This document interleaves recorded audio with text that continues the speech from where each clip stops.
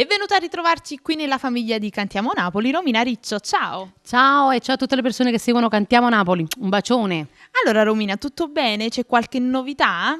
Novità è una piccola bimba che ha 40 giorni, quindi questa è la novità più grande.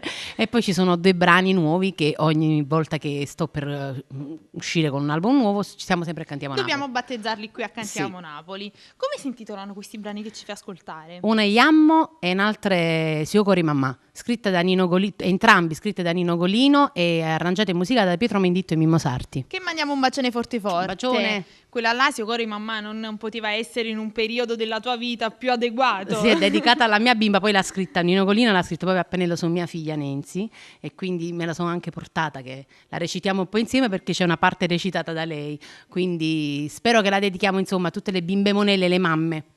Allora, vuoi fare un saluto particolare? Saluto tutte le persone che mi seguono e credono in me e nella mia voce, un bacione a tutti.